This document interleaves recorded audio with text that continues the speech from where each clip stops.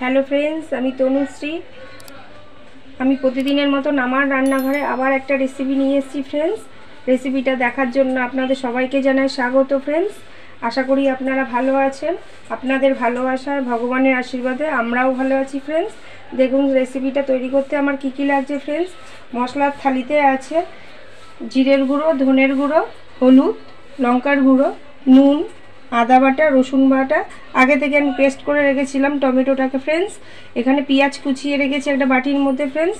ফোড়ন দেওয়ার জন্য ফ্রেন্ডস আমার আছে প্লেটের মধ্যে তেজপাতা, লং, এলাচ, দারচিনি, গোটা সাদা জিরে, সর্ষের তেল। আগে থেকে আমি গরম জলের মধ্যে অল্প একটু নুন দিয়ে ডিমটাকে সেদ্ধ করে রেখেছি। আর আছে আলু। আজকে ডিম আলু দিয়ে ঝোল করবো ফ্রেন্ডস। গ্যাস অন করে আমি কড়াই বসিয়ে দিয়েছি। খালি কড়াইয়ের মধ্যে তেল দিয়ে দেবো। তেলটা গরম হওয়ার জন্য একটু সময় দেব। তেল গরম হয়ে গেছে। গরম তেলের মধ্যে আমি একটুখানি নুন, হলুদ দিয়ে দিলাম ফ্রেন্ডস। এবার সেদ্ধ ডিমগুলোকে এরকম ছুরি দিয়ে একটুখানি কেটে কেটে দিয়ে দিলাম। টমেটো ডিম কেটে না দিলে ডিম গায়ে হাতে, ওই জন্য সবসময় ডিম যখনই ভাজবে তখন একদম ছুরি দিয়ে ছিঁড়ে ছিঁড়ে দিতে হয় ফ্রেন্ডস। হলুদ দিয়ে আমার ভাজা হয়ে গেছে ডিমগুলোকে। এবার ডিমগুলোকে তুলে নিচ্ছি। দেখুন লাল লাল করে ডিমগুলো ভেজে নিয়েছি ফ্রেন্ডস। ডিম ভাজা গেছে। এবার ডিম ভাজা তেলের মধ্যে আলুটাকেও আমি ওরকমভাবে ভেজে নেব। একটুখানি নুন দিয়ে দেবো। আর তেলের মধ্যে ফ্রেন্ডস আমি হলুদ দিয়েছেন দেখেছিলেন, তাই জন্য হলুদ আমি আলাদা করে আর দেবো না, এতেই হয়ে যাবে হলুদ। লাল লাল করে আলুও ভাজা হয়ে গেছে। আমি আলুগুলোকে এবার তুলে নেব। গরম তেলের মধ্যে এবার আমি ফোড়ন দিয়ে দিলাম জিরে, গোটা জিরে, তেজপাতা। ফোড়নটাকে একটুখানি ভেজে নেব। আগে থেকে পেঁয়াজ কেটে রেখেছিলাম, পেঁয়াজটা দিয়ে দেবো। পেঁয়াজের মধ্যে একটুখানি নুন দিয়ে দেবো যাতে তাড়াতাড়ি ভাজাটা হয়ে যায়, সেদ্ধটাও হয় যাতে ভালোভাবে। একটু নাড়িয়ে ভেজে নেব ফ্রেন্ডস। পেঁয়াজটা মোটামুটি ভাজা হয়েই এসছে। এবার প্লেটের মধ্যে ছিল লং, এলাচ, দারচিনি। এবার দিয়ে দিলাম আমি পেঁয়াজের ওপর, দিয়ে আবার কিছুক্ষণ ধরে একটুখানি ভাজবো ফ্রেন্ডস। লং, এলাচ, দারচিনিটা আমি আজকে দেখেছেন ফ্রেন্ডস আমি তেলের মধ্যে দিলাম না, পেঁয়াজ ভাজার মধ্যে দিলাম। কারণ হচ্ছে এরকমভাবে দিলেও খুব সুন্দর একটা গন্ধ বেরোয়, আর গন্ধটা থেকেই যায় ফ্রেন্ডস।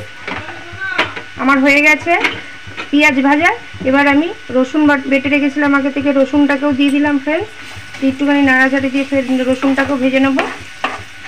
রসুনটাও ভাজা হয়ে গেছে। এবার আগে থেকে আমি টমেটো পেস্ট করে রেখেছিলাম, টমেটোটাকেও দিয়ে দেবো। টমেটোটাকে ভালো করে ভাজতে হবে ফ্রেন্ডস, যাতে টমেটোর কাঁচা গন্ধ না থাকে। টমেটোটা ভাজা হয়ে গেছে। এবার আগে থেকে আদা বেটে রেখেছিলাম, আদাটাও দিয়ে দেবো। একটুখানি ভেজে নেবো এটাকেও। আদা ভাজা হয়ে গেছে।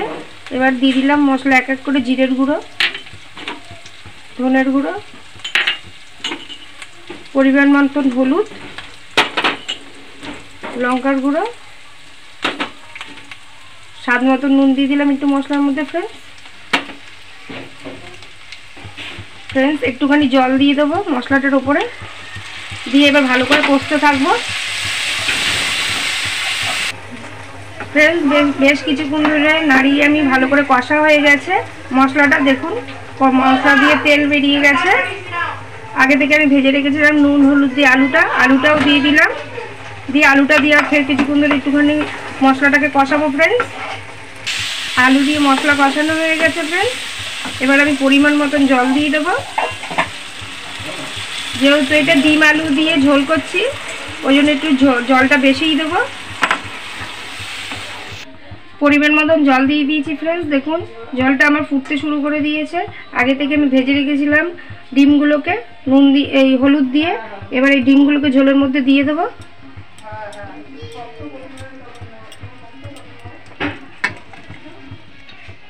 ডিম দিয়ে দিয়েছি ঝোলের মধ্যে ফ্রেন্ডস। এবার একটা ঢাকনা দিয়ে কিছুক্ষণের জন্য লো ফ্লেমে করে আমি একটু ঢাকা দিয়ে রেখে দেবো, যাতে আলুটা ভালো সেদ্ধ হয়ে যায়।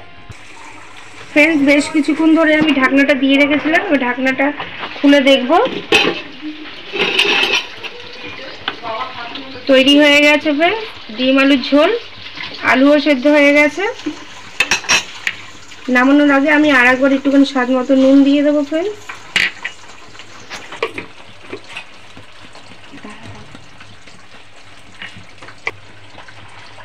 এবার গরম মশলা দিয়ে দিলাম উপর থেকে ছড়িয়ে।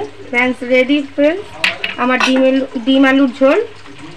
এবার এটাকে আমি নামিয়ে নেব। ফ্রেন্ড এরকম ডিম আলুর ঝোলের রেসিপি একদিন বাড়িতে করে দেখতে পারেন। গরম গরম ভাতের সাথে আর কিছু লাগবে না, এরকম ডিম আলুর ঝোল খুব ভালোই লাগবে শীতের দিনে। যদি ভালো লেগে থাকে তাহলে ভালোবেসে প্রতিদিনের মতন আবদার করব আপনাদের কাছে একটা লাইক শেয়ার সাবস্ক্রাইব করে দেবেন ফ্রেন্ডস। ভালো থাকবেন, সুস্থ থাকবেন। Thank you.